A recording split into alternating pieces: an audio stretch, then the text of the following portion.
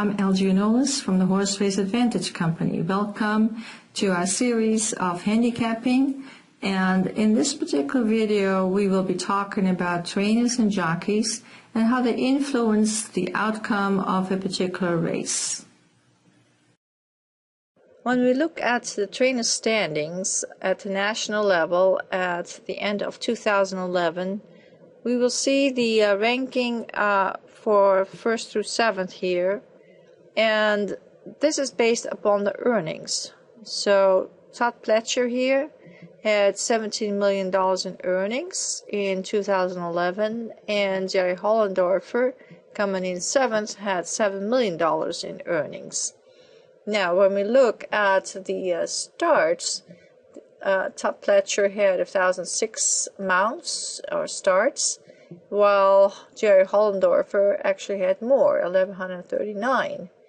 And when you really look at standings, you say, okay, well, this particular trainer had $17 million in earnings, while Jerry Hollendorfer had only $7 million in earnings.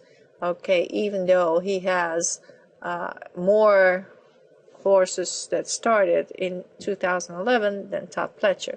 So clearly Todd Pletcher is a better trainer than Jerry Hollendorfer. Now, when we look at the average money race value, and the way we actually calculate this, we say that 60% of a purse is allocated to first, and 20% is allocated for second, and 10% is allocated for third. So if you multiply this out, then you get an average weighted money race value. And so the average money race value for Todd Pletcher was $86,000, and you find here for Bob Baffert, who only had 495 starts, he had a average money race value of $139,000. Now, what this really means is that, in general, a race, the higher the class, the higher the purse associated with that particular race. So this tells you that the races that Bob Baffert actually wins are races that are higher in class. So his stable probably has the better horses also. Of course, he's a very good trainer, and so the horses become better when you have a good trainer. Jerry Hollendorfer, on the other hand, even though he's 7th in the trainer standing, his average money race value is only $36,542, and he had a whole lot more starts in order to actually make this money. So when you look and say, okay, which one is the better trainer, you are probably looking at this one as the better trainer. So a similar situation exists at the local level, and so when we take a look at Santa Anita Oaks, and in 2011, we find that Jerry Hollendorfer had 38 starts, and his average money race value was $52,000, and yet Bill Spar, who was 4th, he only had 26 starts. But in the 26 starts that he had, his average money race value was $64,000.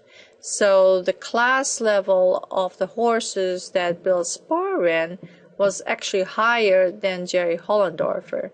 And so being able to get a higher purse or winning a higher purse money is associated with the training of Bill Spar. We can do something very similar for the jockey standings, and at the national level at the end of 2011 we find Ramon Dominguez being first with earnings of $20 million, and Johnny Velasquez with 1,206 stars making $18 million. Now when you look at the average in the money race value, we find that Johnny Velasquez money value is actually higher than Ramon Dominguez, and Johnny Velasquez actually had less starts than Ramon Dominguez. So in reality, you know, John Velasquez may be a better jockey than Ramon Dominguez. even though Ramon Dominguez made the most money in purse earnings. Now, when we take a look at Garrett Gomez, who is 8th in the ranking, we find that he only had 769 races, and he made $11 million and still came in 8th. But his average in the money race value was $99,000. So if you were to look at this, you may actually conclude that Garrett Gomez may actually be a better jockey than any one of these.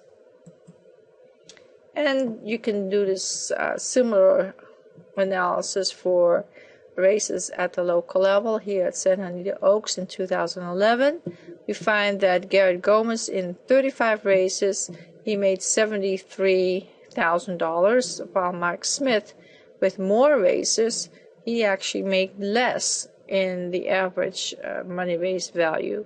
So here again, Garrett Gomez is a better jockey than Mark Smith, even though Mark Smith had more races.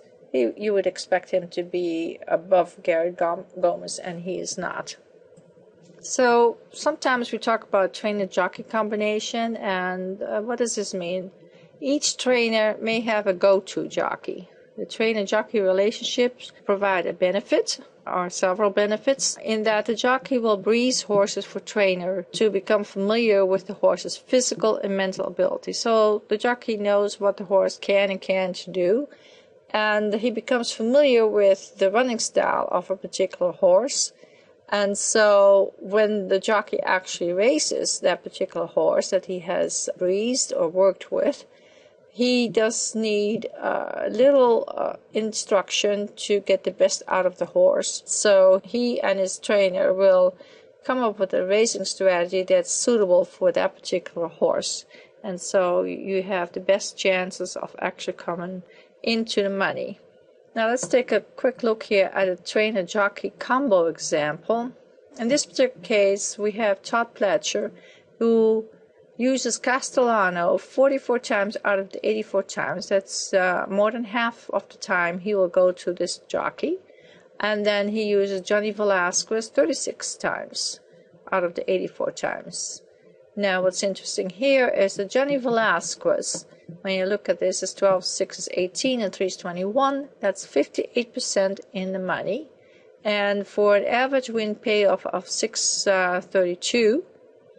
Now, when we look at this particular jockey over here, we have this trainer, Plesa Edward Jr., who had 65 starts, 28 times he went to Helio, and 10 times he went to Lopez.